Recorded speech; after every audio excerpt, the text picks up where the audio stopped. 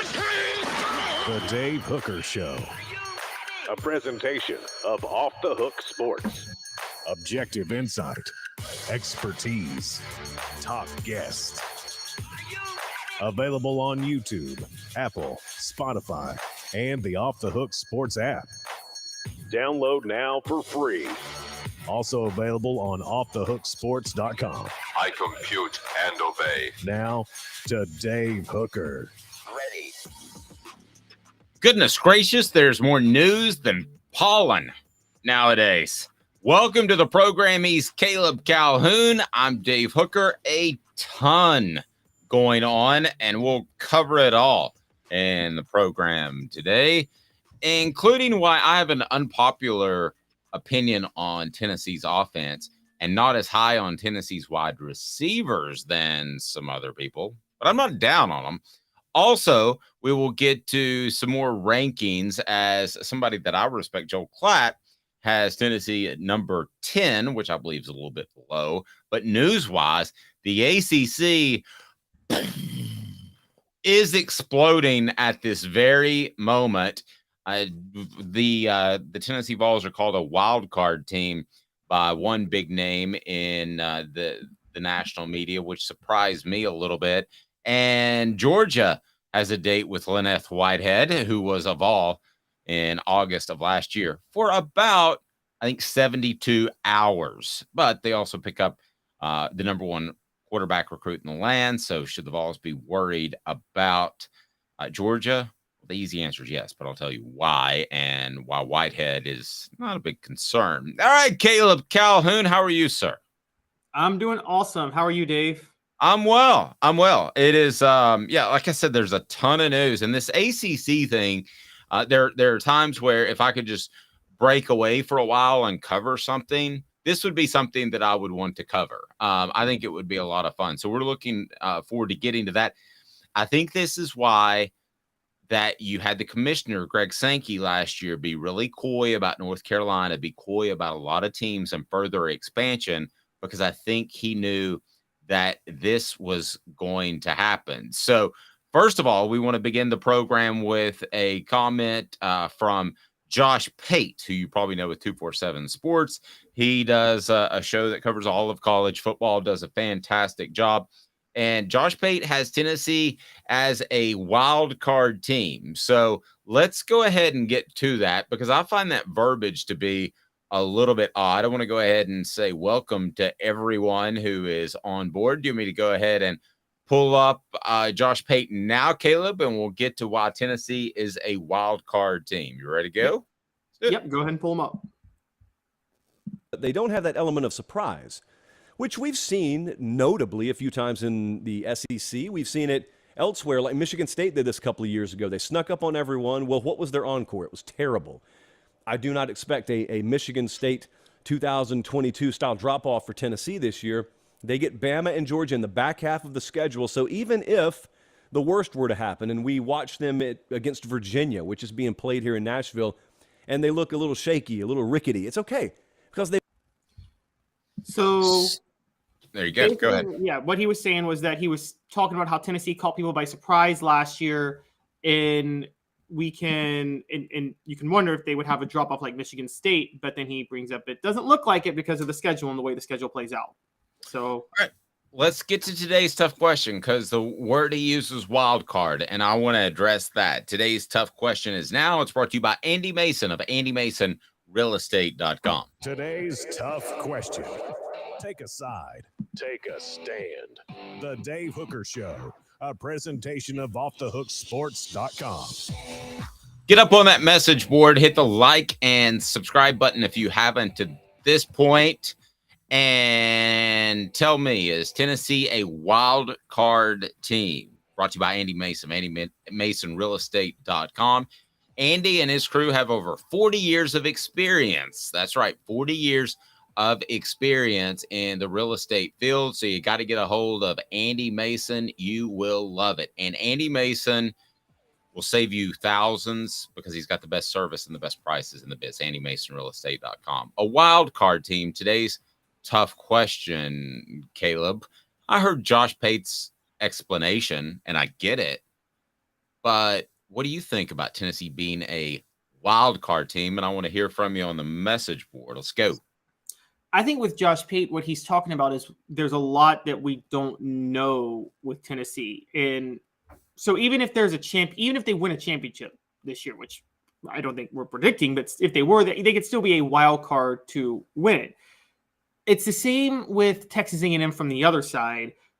For the record, Josh Pate had Texas A&M one of his wild card teams because Texas A&M was awful last year, which surprised everybody the same way Tennessee surprised everybody by being really good. And so the question is, will Texas A&M be back to what we expect them to be? Will Tennessee fall from what they were last year? I think that's where the wild card comes in. And in that sense, yes, I'm willing to call them a wild card. They're not favored to win the East. I don't think you or I is predicting them to win the East at this moment. We might when August comes, but right now I'm not predicting them to win the East. And they're not. I think we'd be a little shocked if they made the college football playoff, wouldn't you? Like, not incredibly shocked, but it's not unrealistic. It's very realistic, but it's if you had to bet one or the other, you would bet no right now, wouldn't you? Given the schedule, given what they return, I would. Georgia is the only team that I would bet on to make the college football playoff. Okay. Because I think after Georgia, I think everybody's a wild card till about 15. This is why I don't really like the term wild card. And I'm not knocking Josh. I mean, we all use words from time to time that other people don't think is entirely accurate. But what do you think, Tracy Morgan? That's crazy. All right. The reason I don't like it is because it's Georgia and everybody else right now.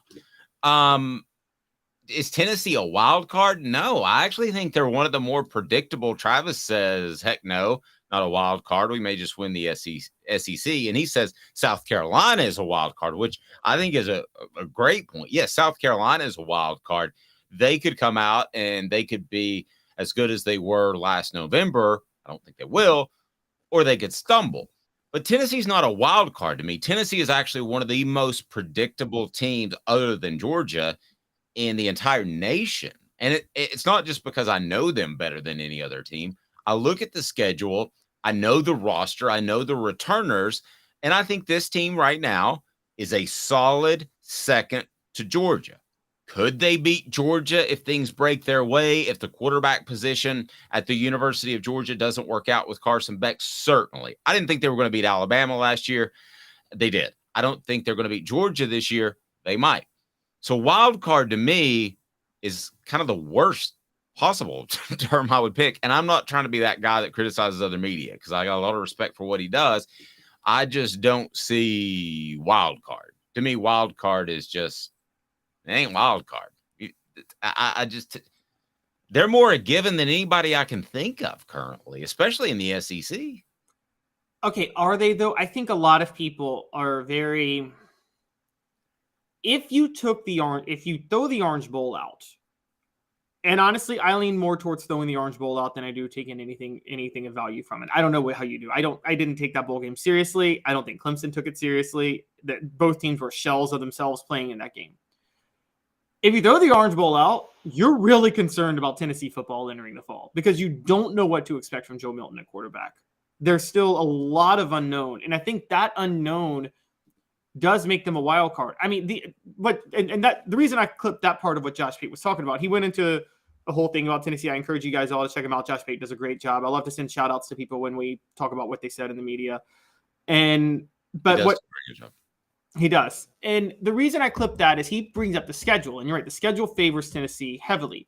But okay, we expect them to beat Florida, but there's still this underlying issue of what if Joe Milton's as bad as we thought he was before the Orange Bowl? What if Florida is a little bit better? All of a sudden, Florida's a team that could beat Tennessee. What if Texas A&M does rebound and become a 9-10 win team? And if Joe Milton's that bad, all of a sudden Texas A&M could beat Tennessee. All of a sudden, so even though me and you think it's hard to see this team doing any worse than 10-2, it's still very possible to see this team stumbling to 7-5 if Joe Milton is as bad as we thought he was before the Orange Bowl game. Tracy Morgan, what do you think?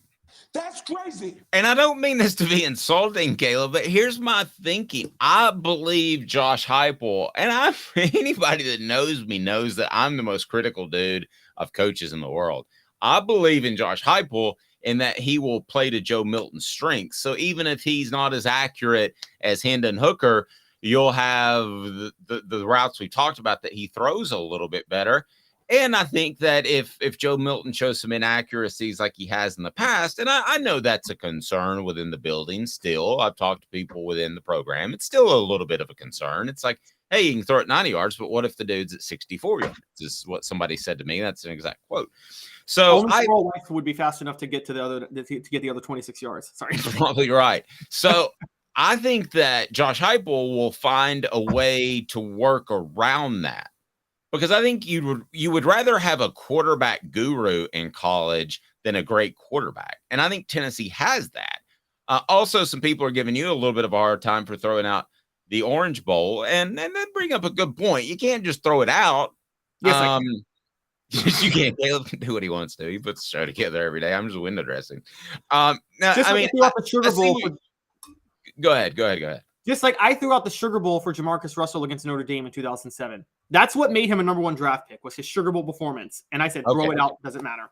Well, I'm going to back Caleb on this for a second because you do bring up a good point. We don't know if those defensive players were super excited to play in a meaningless bowl game. So, maybe, it only takes 5 plays to make a quarterback look a lot better. I mean, so I can see where you're coming from that, but it did happen. I also think this, and I don't think this will happen, so y'all don't give me a hard time, okay? Because everybody says I'm a Joe Milton hater, and that drives me crazy. I think that if he were to struggle, I think Josh Heupel would pull the trigger and play the guy that we all love, Nico. So Dave's loving his toys this morning. I am loving my toys. By the way, Jacob, what should people do? What's up, everybody? This is Jacob Warren asking you to like, subscribe, and share. Dave needs this. I do. So I think he would pull the trigger on that. So I guess when it comes down to it, I can't go wild card when a team has a coach I completely believe in. You and I both, we also catch a hard time because we both think LSU's going to be really, really good really soon. I think for the next dynasty. So yeah. Yeah. If Jaden Daniels blew his knee out stepping off a curb tomorrow, I would still think they're not a wild card because Brian Kelly's going to figure it out somehow, some way. So I can't go a wild card. Now, I would have said that Michigan State's a wild card after their strong season in 2021 because I wasn't completely sold on Mel Tucker yet. So I guess it depends on what level you're sold on Josh Heupel. I think their wild card year, when they have to replace a lot of people with his high school prospects that he recruited, is 2024. Are they really, really good, or do they take a step back? Because let's face it, Jeremy Pruitt had a good eye for talent, brought in some pretty good players. Was he a doofus? Yes. But ultimately, Tennessee has benefited from transfers and Pruitt's guys. So to me, this isn't a wild card. This is, I would bet a mortgage payment on 10 wins this year. Maybe we're playing semantics, Caleb, but I don't see the term wild card. I feel like we know this program pretty well.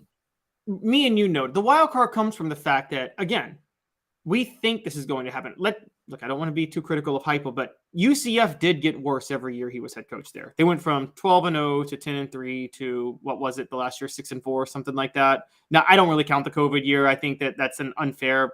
We're seeing now that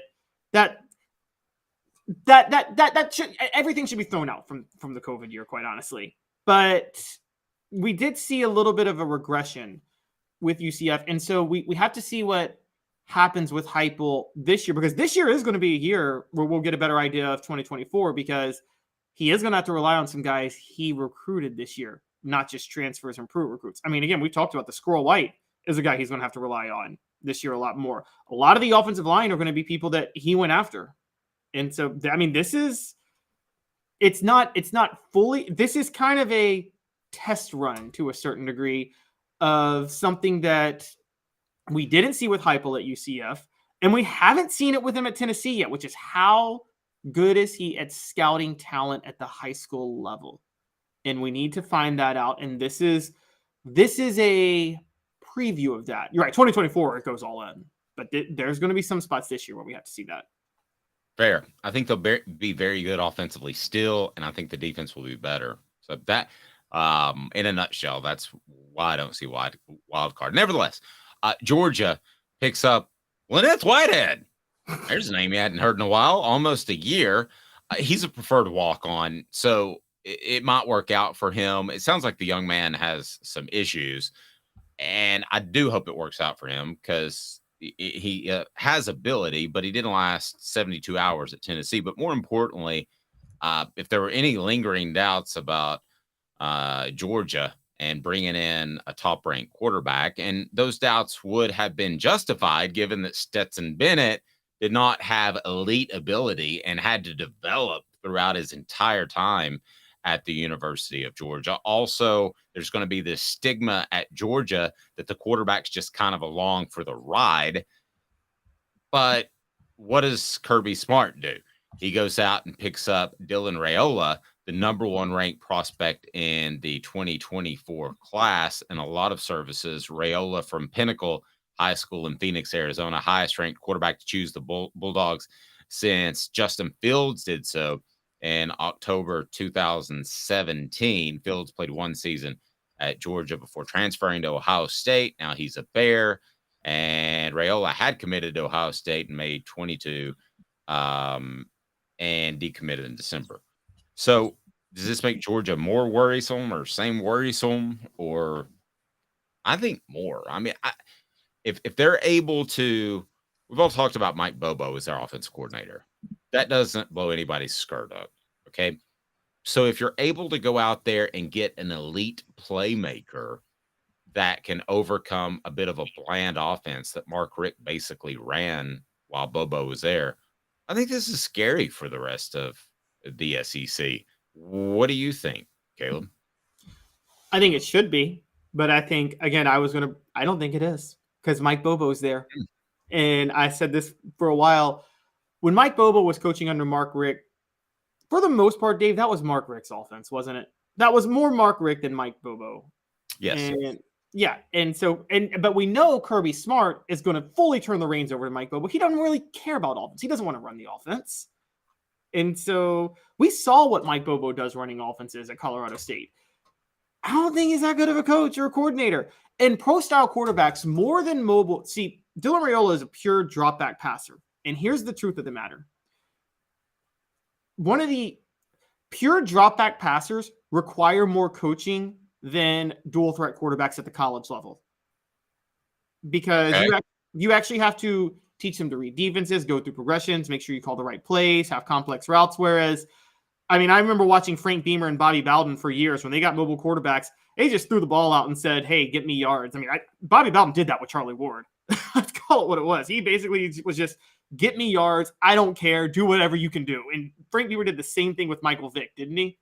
And so I felt like Mike Vick was Randall Cunningham. I'm going to show my age. Go out there and make 5 plays, and the defense will do it. Yeah. Whereas now with a drop back passer, you have to do a lot more coaching with drop back passers. So it's going to be more a reflection of Mike Bobo. And I think that's good news for Tennessee because I don't think Mike Bobo is a good coach. I don't think he's a good offensive coach. Okay. So to use a NASCAR analogy that you won't get at all, because I know you don't like NASCAR, do you? Not much of a NASCAR fan, but also I came of age during the whole Chase Cup thing that they've done, and I think that was the stupidest thing ever done. Okay, well, I don't want to get sidetracked, but what you're saying is this guy Raiola is essentially a Wood Brothers driver. Okay, so Wood Brothers was the last of the non-mega corporations to still just be the, hey, let's go work on the car on on Thursday. I mean, that's kind of what they were, and they lasted. I used to get paid to cover NASCAR. I don't anymore, so I have no idea if they're even still in business. But they would always find great drivers, but those drivers would not have elite success, nowhere near championship level success. And they would eventually get a job at Hendrick or somewhere else because they were limited by the car. So basically, you're calling Mike Bobo a member of the Wood Brothers racing team. And and this Raiola guy is like a future Carl Edwards, but right now he's stuck in a crappy Impala. To make it a little more simple, he's Casey Clausen. he's Casey Clausen with Randy Sanders. High hot heat. He's burning people. Wasn't Casey Clausen the most highly touted recruit at quarterback in 2000? Didn't everybody want him? Wasn't he a 5-star that we knew was going to the NFL? Seems like he was a high 4, but yeah, it was a big deal to get him from the West Coast. I don't know that they would have had a parade had he stayed at UCLA or Southern California. But no, I get your point. I didn't think Randy Sanders was as bad of a coordinator as you did. I actually think the recruiting slipped a little bit. And I thought his play calling was fine. I thought his development of his player development was the problem. That's fair. That's fair. I can roll with that. It seems like a lot of guys showed up on campus ready to play and didn't get much better. So yeah, I can go with that. But yeah, using that for a more simple explanation would be a good idea. Does Casey Clausen do as much as Hendon Hooker did last year, or do as much as T. Martin did in 1998? I say probably yes, although they needed at times with both of those quarterbacks the ability to run. And unfortunately, Casey Clausen had a habit of tying his shoes together before every game. So he was the slowest quarterback Tennessee's ever had. Run. He's the only guy that I considered challenging to a race at the time. He didn't like it. Cutcliffe would have developed that. Peyton Manning was flat-footed, and Cutcliffe actually taught him how to move in the pocket. Could you imagine if Casey Clausen just could have played for David Cutcliffe? Yeah. I mean, but I thought there were remnants of that, because there was the step in the pocket, but he was a little flat-footed. He needed to be lighter on his feet. You're right. I mean, I'd never thought about Casey Clausen under David Cutcliffe, but the resetting of the feet, which if you remember Craig James going way back, guys said, oh, this Peyton Manning guy's got happy feet. He's not going to be good. No, he's not. He's resetting his feet every time as he's making reads. It's actually very difficult to do, and he was a master at it, and a lot of people do it. Now, the only guys that don't do it are just guys like Aaron Rodgers who have incredible arm ability. So, yeah, that I think it's a concern one day if they replace Mike Bobo. Now, here's the thing to remember, though, about Bobo, and Georgia fans, you could comment on this. We're ripping Bobo, but is that exactly what Kirby Smart wants, Caleb? Because he doesn't want to run tempo like Josh Heupel does, because that puts his defense in a bind. He wants to win at defense. So give me an example, not to put you on the spot, of an offensive coordinator that he would love to have that would be an upgrade over Bobo, but don't give me a Riley, don't give me a Heupel, because those guys are tempo, and he's not going to run tempo. So what offensive coordinator would be out there that might be a good fit? I can't think of one. Campbell, Cunningham, Taylor, and Hahn. I can see, because I had LASIK. It's awesome. They do cataracts as well, and they're local. Don't forget about that. They've got the local vision centers for your annual checkups. But when it comes to LASIK and cataracts, nobody like Campbell, Cunningham, Taylor, and Hahn, where your doctor is local. So give me a coordinator, give me an offense that would be like a scary upgrade for Georgia, knowing that they're not going to do what Josh Heupel Southern Cal does. See, it doesn't have to be Josh Heupel at Southern Cal. What you need is a standard pro-style offense with a level of creativity and use of analytics to stay ahead of the time. You know who would be great? The guy that Todd Monken, their former offensive coordinator, just replaced in Baltimore, Greg Roman. A guy like that.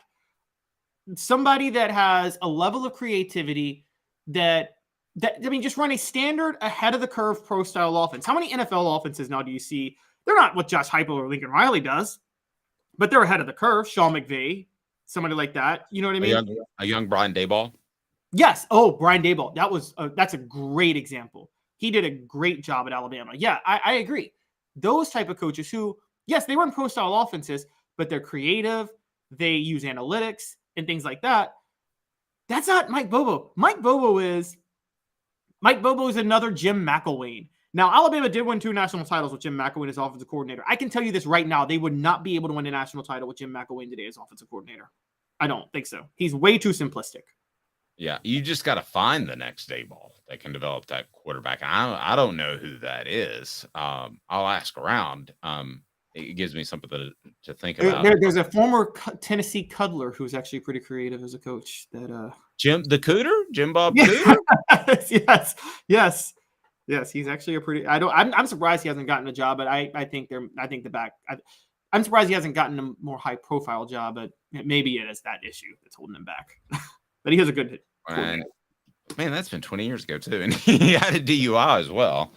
But that's been a long time ago. I mean, it's time to move on. I kind of thought he would. We got a hey now from the message board. Thank you, Hank Kingsley. All right, so you're not afraid of the upgrade in recruiting at quarterback at Georgia. I think that it's a little scary because Mike Bobo is going to try to get another head coaching job, and if Kirby Smart makes a splash hire, then that's different. But here's the thing to watch out for, Georgia. No one's going to hire Mike Bobo. Okay, sorry. Again. Well, I mean, I like a UCF. I could see a UCF if it came open. Okay, but here's the thing, Georgia fans, that you just have to get used to, and it's fine because you're winning championships. You're going to be what you're going to be, and that is a defensive-minded team first. And there's nothing wrong with that. Tennessee was a defensive-minded team in 98. That's the way you're going to win championships. So you got no complaints, but I actually probably, if I'm Georgia, would have liked a guy with a little bit more mobility as opposed to the pure pocket passer. We'll see. These guys grow a lot. I mean, Hendon Hooker was a pocket passer, in my opinion, but he could run. Bryce Young was a pocket passer, but could run and had great mobility. The ACC is just absolutely blowing up. Is it sad? It's a little bit funny. You're the ones that signed the contract till 2036. Good gracious. I mean, we might have a college football team literally on Mars by 2036. I mean, Elon Musk could decide to start Musk U on Mars. You're the ones that signed the contract. We shall discuss. So coming up, what teams should the SEC go out and get yesterday from the SEC? Because it's going to happen. It's going to blow up. 2 minutes. First, Jacob. What's up, everybody? This is Jacob Warren asking you to like, subscribe, and share. Dave needs this. Thank you, Jacob. To own the more that owns every job, then get to Vassy Lawn and Garden in Cleveland and get you a Toro. I'm David Vassy, here to talk to you about Toro. With a Toro Zero Turn, you'll get more out of every minute and you'll reach the finish line faster. At Vassy's, we like to say, no matter if you're mowing 3 acres a week or 11 lawns a day, homeowners and business owners alike find confidence in equipment they can trust from top to bottom. Vassy Lawn and Garden, Highway 60 North in Cleveland. Man alive, it's worth the drive. Hi, Mike Davis here with City Heating and Air, reminding you to always dare to compare. Our team provides quality local heating and air service, installation, and maintenance across East Tennessee. We use only the best equipment like American Standard heating and air conditioning for your residential, new construction, or commercial needs. Honesty, dependability, and customer satisfaction have been the cornerstones of our business since 1961. City Heat and Air. Dare to compare.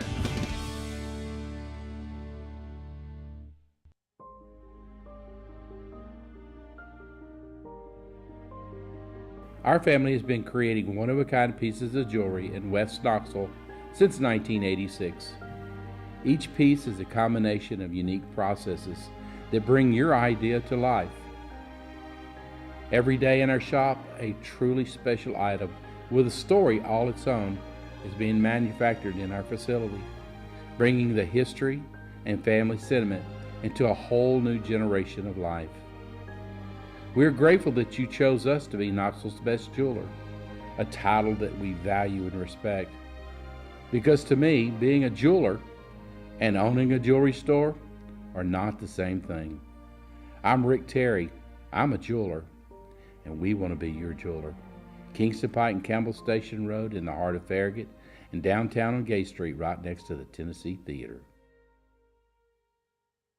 With all that sun, sand, and salt water, the beach is a very relaxing place. Unless you wear contacts. Ow!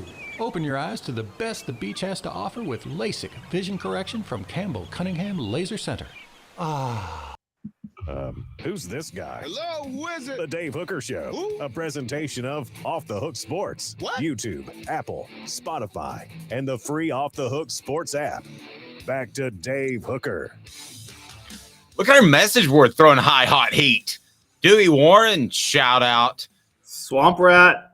The Swamp Rat. How about that? Elias says Jim Bob Cooter isn't the first incredibly country Tennessee quarterback to be an offensive innovator.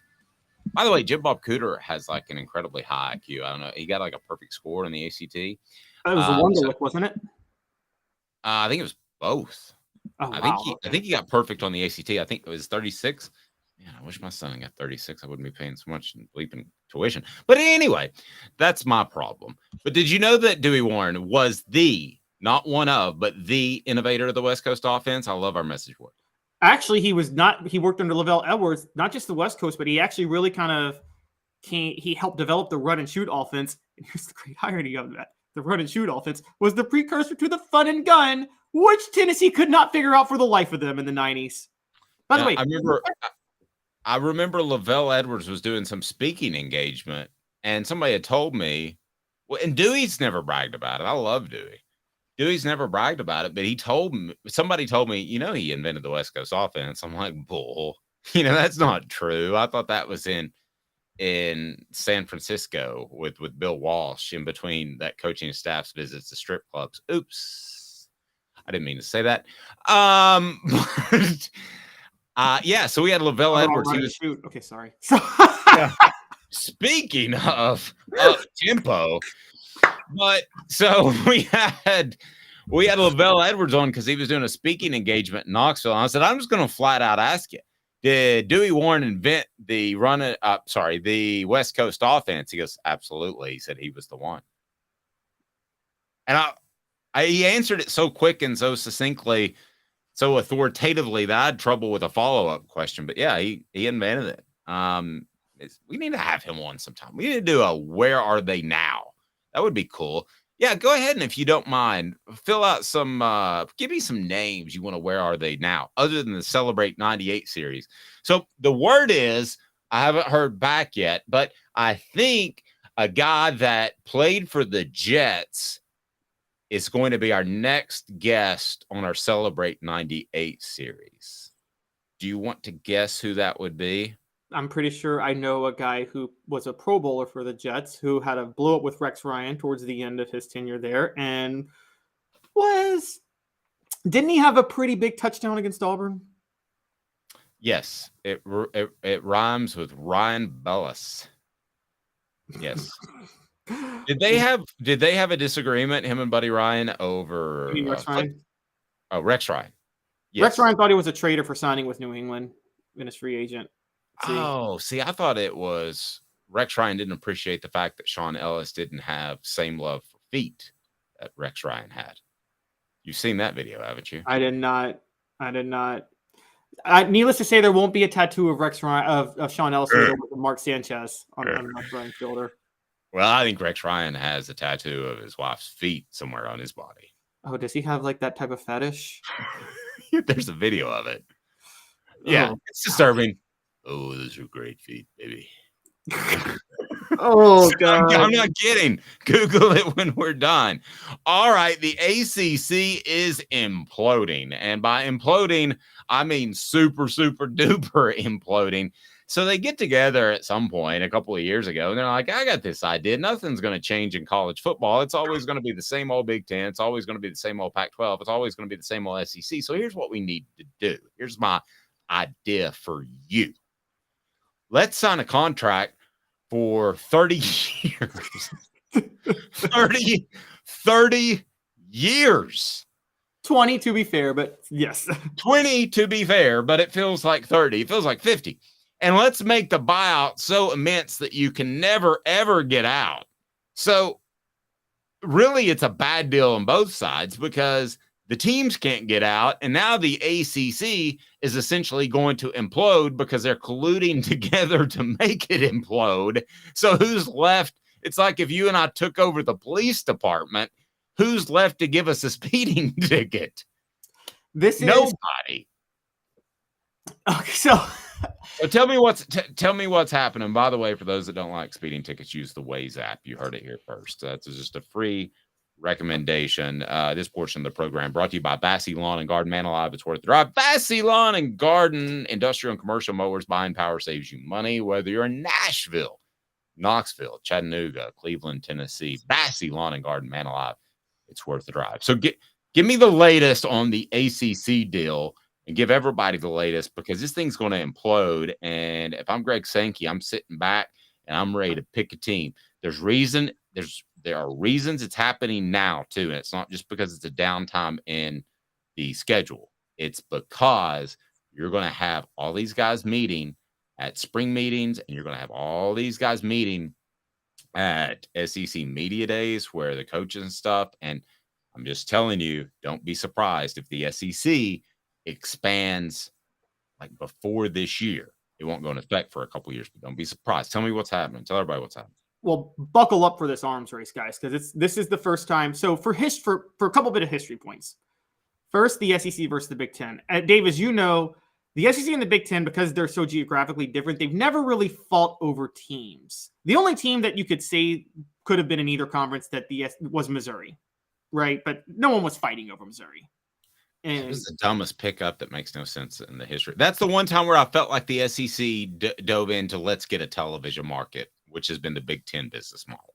Right, exactly. And that's why the Big Ten added Maryland and Rutgers. So we'll come back to the SEC versus the Big Ten. But for those who didn't pay attention to the show last week, the point of the ACC issue is you talked about it. They signed this horrible deal. Florida State and Clemson are making every school in the ACC is getting $17 million in TV revenue, whereas the SEC schools are getting $55 and $60 million. No way Florida State can compete with Florida. No way Clemson can compete with South Carolina. So Florida State, Clemson, North Carolina, and Miami were the original four schools that have said, we want to get a higher piece of the revenue sharing. The ACC is like, tough break. And then they're like, well, we'll leave. And the ACC says, well, you can't leave. We got this giant exit fee and we got grant of rights through 2036. So we could blackball you from being on TV if you go anywhere else. I predicted last week, because we found out the ACC has two more teams on board. I predicted that the plan was to make sure that when they leave, the ACC implodes, because if the ACC doesn't exist, there's no grant of rights. I was wrong. They have a new plan in place. Just get a majority of people on board. They can vote to it. If you get a majority of the athletic directors on board to vote to end the grant of rights deal, then theoretically it doesn't even matter. Right. Well, they already got 7 schools. We found, and they only need 8 for majority. We found out who the 7 were. The 4 that I just talked about, Brett McMurphy of Action Network reported yesterday. The other 3 schools on board, Virginia Tech, not shocking. They're a pretty big revenue generator. Virginia, also a decent revenue generator, which shocked me. I didn't realize they actually are a pretty good money driver.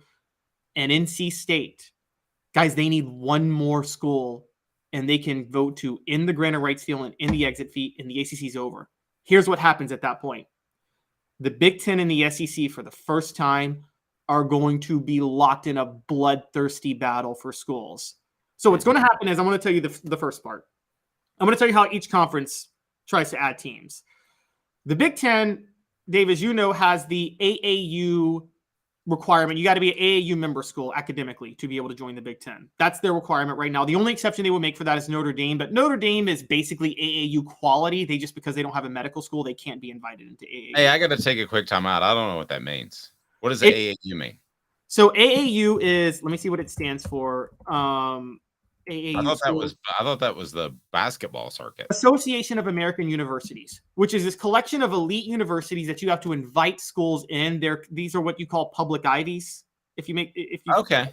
So okay. Is UMass in there for personal reasons? Go ahead. Boston U is in there, but not UMass. But yeah, so the Big Ten, with the exception of Notre Dame, right now is still only accepting AAU member schools if you want to join. They have, because the Big Ten, it's unlike the SEC, it's about research along with athletics. So AAU, they have to hit that baseline. Then for the Big Ten, number 1 to them is markets and number 2 is brand. For the SEC, it's the reverse. Number 1 is brand, number 2 is markets. Academics don't even matter. They're just taking the revenue. But and regionality. Yes. Except for Missouri, which I guess is kind of a southern state. So the first easy split is going to happen. Virginia Tech. Virginia is an AAU school. Virginia Tech's not. Virginia Tech's the bigger brand. Both are equal in markets. It's an easy split, right? SEC's getting Virginia Tech. Big Ten's getting Virginia. Okay. Obvious. Okay, here's where the fight comes. We know the Big Ten wants Miami. We also know the SEC wants North Carolina, and we know the minute the Big Ten adds North Virginia, they're going to want to get into North Carolina. So here comes the SEC's issue. I would theoretically think they would add Florida State, Clemson, North Carolina, and Virginia Tech. They might need to start adding schools like Miami to make sure that the number one thing the SEC doesn't want is the Big Ten getting into their markets. Even if they don't care for the schools themselves, the SEC does not want the Big Ten in the Florida markets. They want to corner the North Carolina markets. So this is where the arms race comes.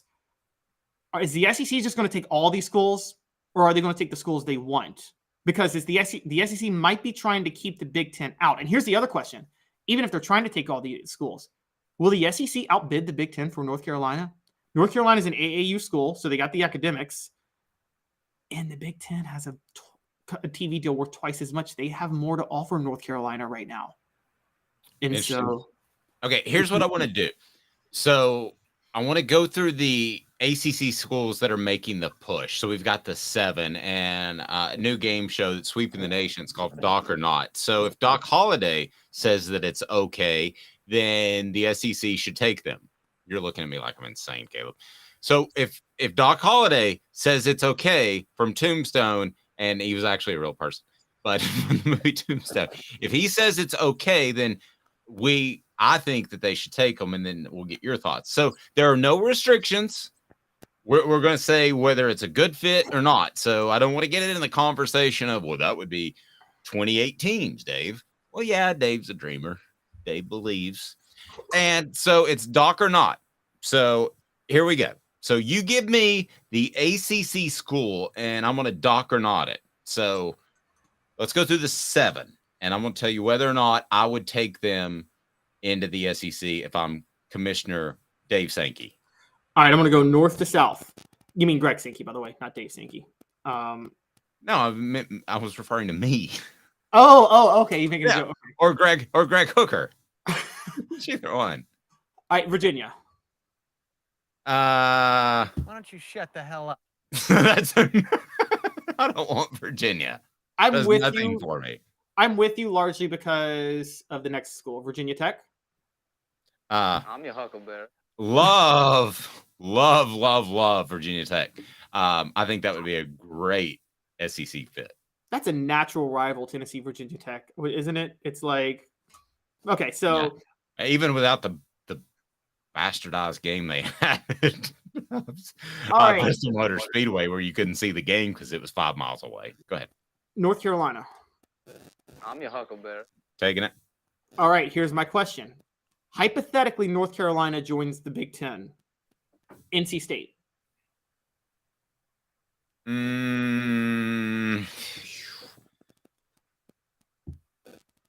don't you shut the hell up? You suck. I'm not taking NC State. You're completely wrong on this, Dave. If North Carolina you go all out for North Carolina, but if they choose to join the Big Ten, you got to take NC State. You cannot let the Big Ten in the North Carolina market while you're not in there. But I'm strictly ball, man. I mean, they got enough money. NC State is going to be a revenue generator. I know you're strictly ball, but it's about revenue. And NC State still, they probably care more about football than North Carolina, I would say. And yeah, I mean, it's a basketball state. Okay, go ahead. Let's get through this. All right, so I've named 4 schools now. Clemson. I'm your Huckleberry. No question. And by the way, I'm telling you right now, Clemson's going to the SEC because they won't join the Big Ten. They can't. And so why not? They're not an AAU school. Oh, okay. You get back to that. All right, go ahead. All right, another non-AAU school that I can guarantee you is joining the SEC, so I know where you're going to go, Florida State. I'm your Huckleberry. I would take Florida State in a heartbeat. I would too. So right now we're at Florida State, Clemson, one of the North Carolina schools, in Virginia Tech, right? Yeah. All right. And I'm losing track of how many teams the Wait, SEC and then the last one, the U. I'm your Huckleberry. Hey, man. We're going to start traveling either this year or next, and Coral Gables is gorgeous. I would love an excuse to go to Miami every other year. I'm not going to lie. I will say this. I actually wouldn't take Miami from the SEC's perspective, but I would take them now because I think you agree, right, Dave? You don't want the Big Ten in Florida. You don't want them in Florida at all. And No, and Florida doesn't want that, and Florida State doesn't want that because you would be able to recruit out of Miami. So that's pretty now scary. here's my last prediction. This is not a revenue generator. They're one of the welfare queens of the ACC, meaning they just take the money and they don't produce anything of value. But even though they're that, I think this will be the 8th school, and this is where the SEC is in danger. This is where the SEC is in real danger. If the Big Ten gets Virginia, North Carolina, and Miami, Georgia Tech, because the Big Ten would love the Atlanta market. Okay, that's a hard one for me because of the history of it, but I don't know if they could ever be prominent. I think they would get beat in almost like Vanderbilt, and I think it would just help other schools. Well, I think it would help other schools recruit in Atlanta. Would probably help Tennessee. So actually, Doc, what do you think? I'm your huckleberry. I will give that a thumbs up. I'm on your side, but for this reason. You definitely don't want the Big Ten in Miami, but you sure as hell don't want them in Atlanta. That is SEC Mecca. You cannot afford to have the Big Ten in Atlanta. Yeah, I can roll all that. I like what you said. All right, so there was a recent column that talked about Tennessee's wide receivers and how they were one of the most, was it confident groups, or that this particular writer had the most confidence in? Can you help me with that? Was it Mr. Crawford by chance? Brad Crawford? This was on Saturday Down South, right? Okay, so anyway, he said that it's one of the positions that he had the most confidence in on any team in the nation. And I'm here to tell you that I have complete confidence in Tennessee's wide receivers because of Josh Heupel and what they brought in. But I'm going to be real honest with you. They're not as high on the scale of confidence that I have for some other teams. And that's going to lead us to 4 Downs, which is right now. And 4 Downs is brought to you by Craft Treats. So level of confidence, scale of 1 to 10. 4 Downs brought to you by crafttreats.com. 4 Downs. 4 questions. 4 answers. The Dave Hooker Show. 4 Downs. A presentation of offthehooksports.com. All right, jump in your message board. I want to hear you. We're going to go scale of confidence with running backs, wide receivers, offensive line, and quarterbacks. Brought to you by Craft Treats. Use the promo code OFFTHEHOOK for those chill pills. If your pet has any digestive issues or arthritis or social anxiety, it'll take care of it. Pretty awesome. And they have other non-CBD treats as well. So go to crafttreats.com and use the promo code OFFTHEHOOK, the promo code OFFTHEHOOK, and you will save 20%. That's pretty strong. So here we go. Scale of confidence, 1 to 10. I want to start with Tennessee's wide receivers, which got this conversation started. 1 to 10. Caleb Calhoun, where are you? I'm a 9. I'm a 9, and I don't know why I'm not a 10. Maybe it's just because of the players they lost, but yeah, forget it. I'm a 10. I'm a 10. There's no between Squirrel White, Dante Thornton, Romel Keaton, and Brew McCoy. I'm a 10. I'm a 7, and I'm a little more cynical because we are talking about a transfer, and I got to see a little bit more athleticism from Romel Keaton to think of him as a Hyatt or even a Tillman or even a McCoy. All right, so that was wide receivers. You're a 10, I'm a 7. And we're going to get to eventually running backs because that's what I wrote about. It's on offthehooksports.com. Offensive line, no Darnell Wright, scale of 1 to 10. And by the way, everybody, 7 means I'm very confident. Go ahead. Actually, I'm a 5. We don't know what Gerald Mincey can do when he moves over to right tackle. Massive questions at left tackle, and massive questions at left guard, and massive questions on backup center. The only thing you know for sure is Cooper Mays and Javonte Spraggins. Okay, I'll say I'm probably a little bit higher, but I don't want to say as high as wide receivers. So I'm going to go ahead and bump wide receivers up to 8, and I'll take the offensive line at a 7. So I readjusted. All right. Next, the running backs, which I wrote about, which I believe, I'll go ahead and go on record right now. I have more confidence in them based off what I've heard about Dylan Sampson, not publicly, but within that program, that they're going to be special good. So I'll go first. Scale of 1 to confidence. This is 3rd down. I will go 10. I'm not sold on Cam Seldon yet, but he certainly looked the part. At the very least, they have 3 guys that can play at a high level. Jabari Small, even though he put on 15 pounds last year, he did get banged up, so he can take fewer carries. And the thing that we don't say oftentimes enough is Jalen Rice just darn good. We don't say that enough. So I'm a complete 10. I think Tennessee will have its best group of tailbacks since, when we talk trios, since the 90s. Now, they don't have 2 that are as good as Jalen Hurd and Alvin Kamara, but if you want to talk 3, I think we're talking about 20 or so years. And there I am on that. So I'm a 10. Where are you, Caleb? I'm close. I mean, I'm a 9. The only reason I'm a 9 is I think Dylan Sampson is the only transformative, transcendent running back on the roster that I think could be an NFL star. So if he got hurt, I'm not so sure yet. Even though I think Jabari Small and Jalen Wright are reliable. But I can't put it like a 10 is like 1998 when you have 2 running backs who would be Pro Bowlers, who would become Pro Bowlers in the NFL, one a 2,000-yard rusher. That's a 10. Agreed. I'll add to this. I'm not sold on Cam Seldon yet because they've thrown guys out there in the past, and I've seen this covering football for a quarter of a century. They sometimes throw some guys out there in spring because they don't want to have the other guys beat up. So I think a lot of people, this time last year we were talking about Justin Williams-Thomas was going to be the man. So I'm not sold yet on Cam Seldon. I may be within like 2 weeks, but I'm sold on the other trio. I think Tennessee, barring a rash of injuries, will be very, very good at the running back position in this order. Big playability, Sampson, Wright, Small out of that trio. I think they'll be very, very good. So there we go. So you can have faith in Tennessee's wide receivers because of Josh Heupel, and you should. You can have faith in the offensive line because remember he also flip-flopped the offensive line with Darnell Wright last year, which I thought was insane. That worked. You can have faith in the quarterback based off what he's done with Hendon Hooker. But I believe you should have the most confidence of any position group on offense out of the running backs. That's where I am on that. And then I want to get to Joel Klatt.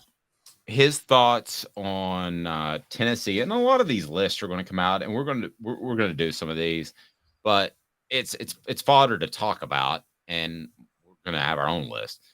But he did have Tennessee at a number 10. Base value, I've got no problem with that, Caleb. I think they should be considered a top 10 school, but one of the things really stuck out to you on the list. What? Yes, what stuck out to me on the list was the teams he had ahead of them. One of them was, and it's one that's been sticking in my craw. We're going to start talking about more teams in the future, like we did yesterday with South Carolina, and we're going to do one on Florida State in the future. And I'm going to spoil it for you guys. I think they're the most overrated team in football this year. Like, I think I don't get the love for Florida State, but that's a story for another day. But he has them at number 8. That bothers me. The other one that bothers me is Washington at number 9. Now, let me be fair real quick to Washington.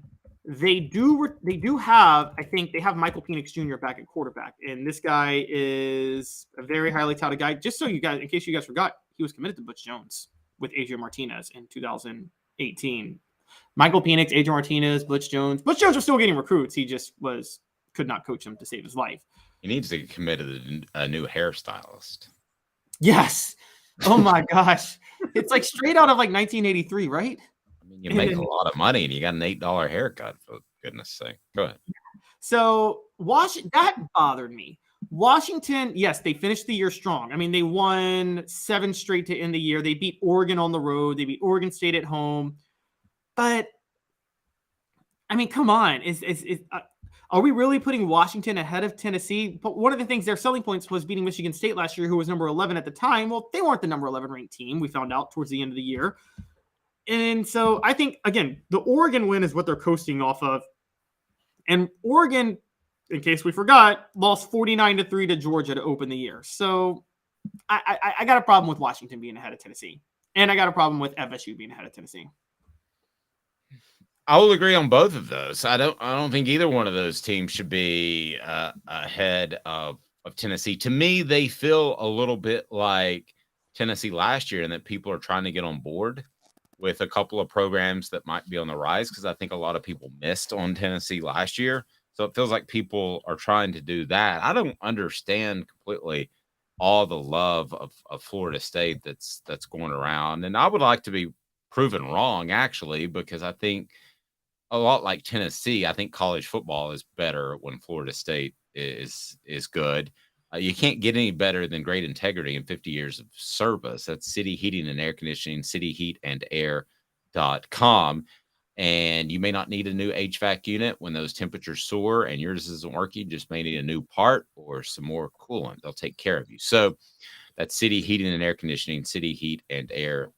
All right. So why is Florida State getting all the love? Explain that to me. Because they finished last year on a 6-game winning streak, and people are buying into and they beat Florida and Oklahoma to close out the year. So people are buying into maybe Mike Norvell's building something. And I think that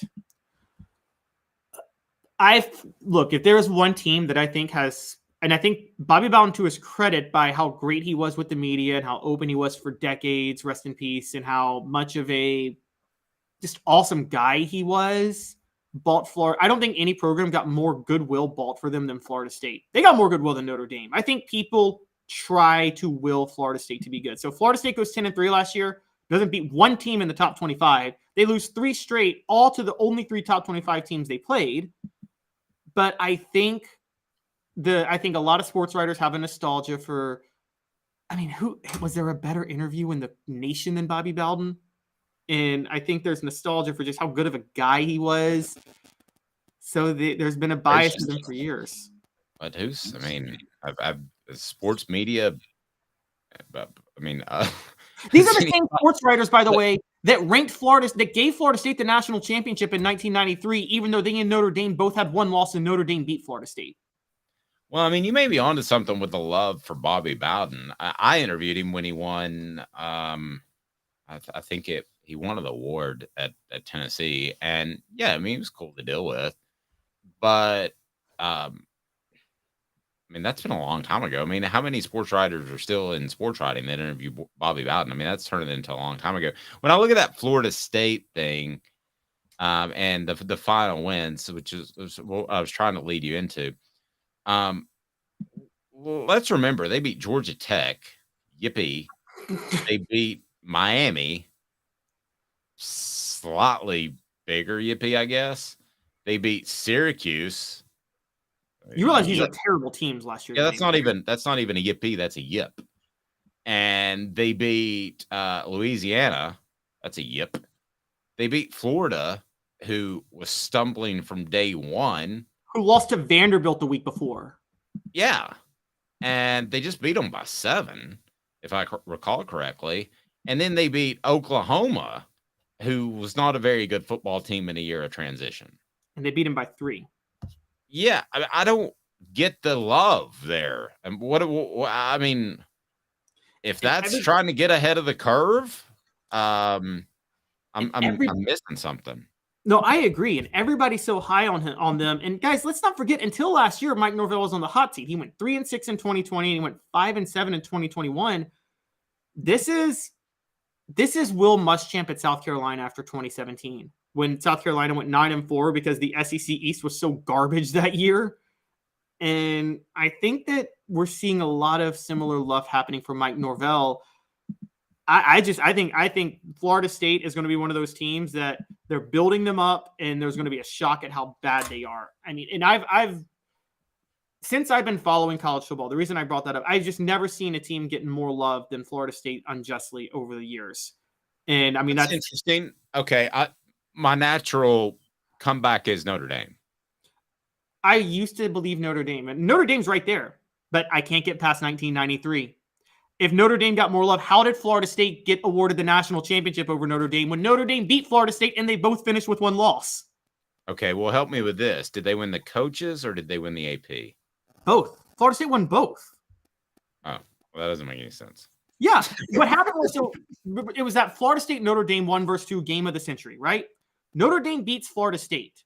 Now, the next week, Notre Dame gets upset by Boston College. Fine.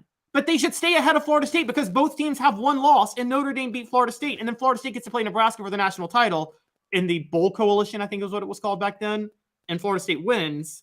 And so they're given the national title, and both teams have a loss. That shouldn't have been a national title for Florida State. No, yeah, they are massively loved. I still remember, and also, there's only like 4 games. I don't believe in blaming the refs, and there's only 4 or 5 games in sports history where I think you can straight up blame the refs and think that game was fixed.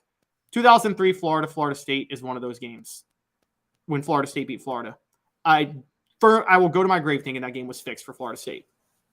Want to go to the message board for a second because I apologize, guys. Mine froze up on my end, but you guys commented, and I always want to get your opinions because you bring so much to the table.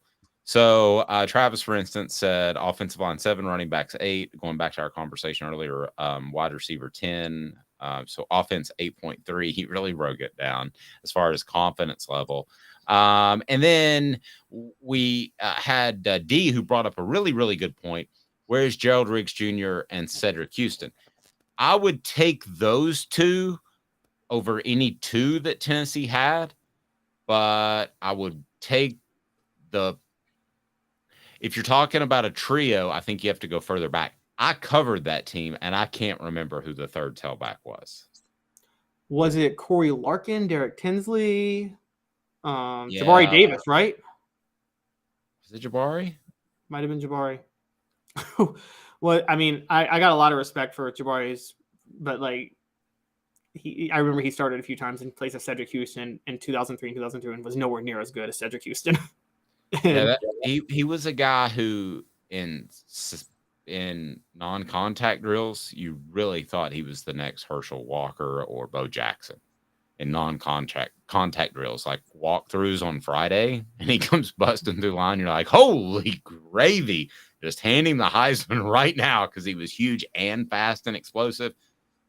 Contact was not his favorite part of the game, and that's not good for a big back. No, it's not.